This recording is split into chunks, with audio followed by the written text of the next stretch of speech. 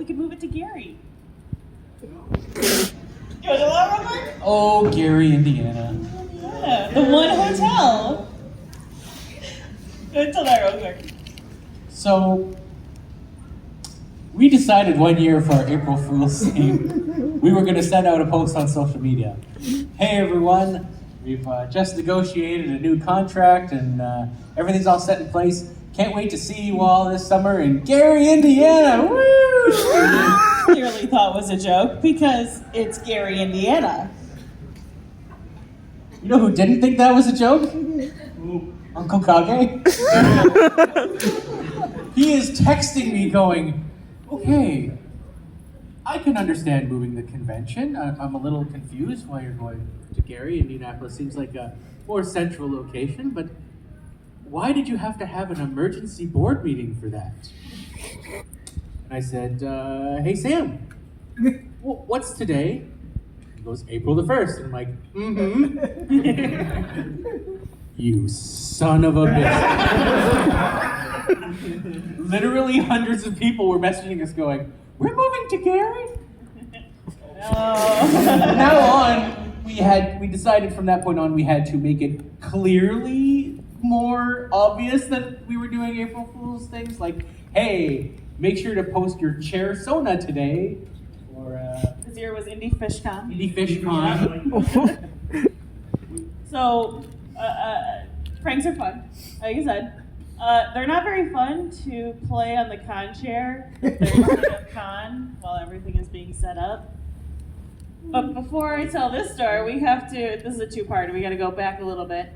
So if you'll recall, 2016, I believe, was IndyFur100. Oh yeah, That's right. And we had some Ferraris in the lobby. And we had to do some negotiations to get those Ferraris in the lobby. And it's really important to be clear with your insurance writer about what you're going to be doing with things when you want to put them in the hotel. Yeah, it is. I've been doing the insurance for multiple conventions for a long time now. It's fairly simple once you get to know it. You learn specific things. Bounce houses.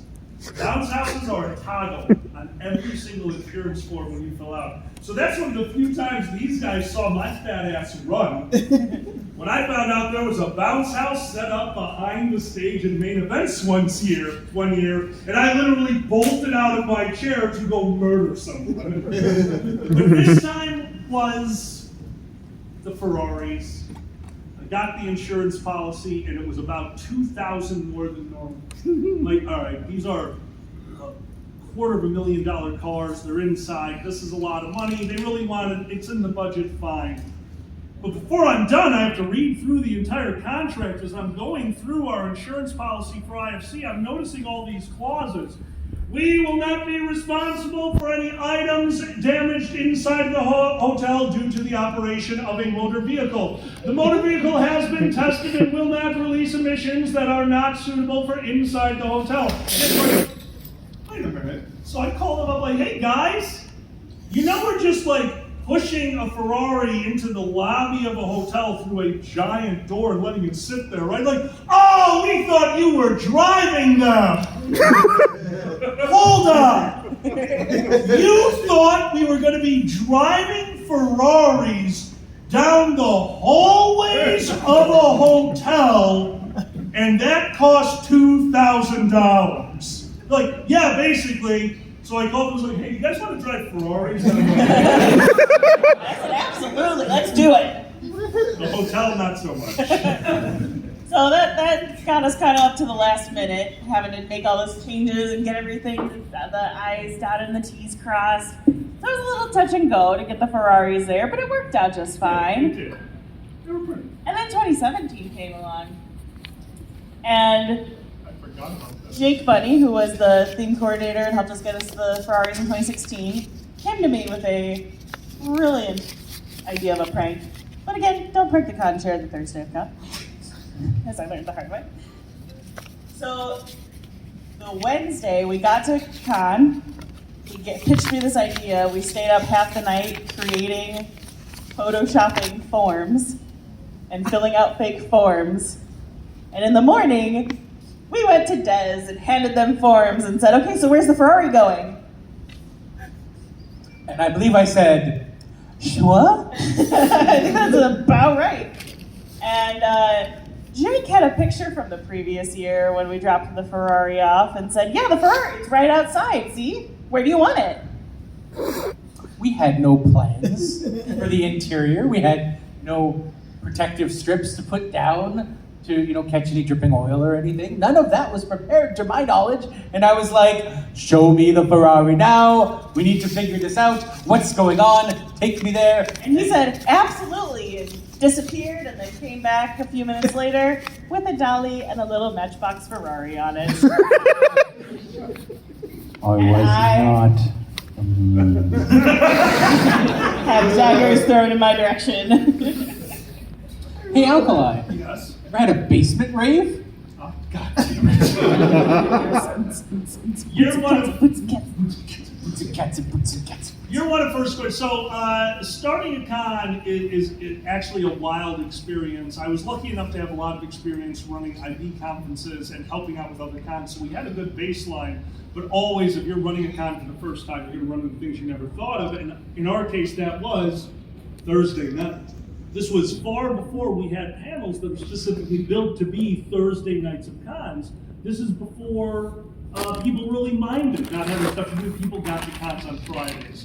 So year one of First Squared, we had people showing up Thursday night, didn't have a ton to do, but they entertained themselves. They went into the basement where we had opened up the video game room a day early. It was set up, why not open it? So we opened it up, and that also meant there was this long, empty, poorly lit hallway that they all brought their sound equipment to and flashing lights. So on that night when the hotel talked to me, he's like, hey, I didn't know about the rave in the basement. I've dealt with cons before, I've dealt with hotels before, like, oh, the rave in the basement, but is somebody down there with their cell phone in a room, like kind of dancing? I'll go take care of it. I went downstairs, there are streamers, there are strobe lights, there's 4 radios playing 4 different things. It is loud and there are shirtless furries just dancing in a line down this hallway. It was like the gayest conga you've ever seen. But basically, I now have a rave in my basement with nearly nude people, and this is something we have to deal with, so we soft shut it down, because it was kind of cool. Like, I love that people were having a good time. It's like, all right, guys, I got in a little bit of trouble, so you're a little bit shut down. 1 radio and put on your shirts. Like, is that so much to ask? So they did, and they moved it up to the lobby. That conga line went up the stairs, past the main desk, and of course, who was leading it? A late great friend of mine who took one look at the person in charge of hotel registration and goes, we're all done down there! Da, da, da, da, da. Sure! Da, da, da, da, da. I love my friends. So, Nikki, sometimes when you run conventions, you're lucky and you have the entirety of the space. Like this weekend. Like this weekend, we pretty much have the whole hotel. And sometimes you have other groups with you. Sometimes you have to share. You have to share, you have to figure out ways to get along. Frat boys and parents of... Christian class teams. Yeah. One year at the Marriott, we actually were sharing the hotel with the Little League finalists. Yep. And their parents. And their parents. The kids were out in the inner courtyard playing catch with the dogs, fursuiters, and just generally having a great time. The parents were in the bar having their glasses of wine and going, run along, Timmy, this is mommy's time. And sometimes, there was it wasn't great, it wasn't the perfect interaction, but we made it work. It even got to the point that about a half a dozen fursuiters went to that team's game that was happening down in Indianapolis for their actual final game. There was like, you should clip on ESPN of the crowd, and you could see them in there. That was kind of fun. I liked that. Was fun.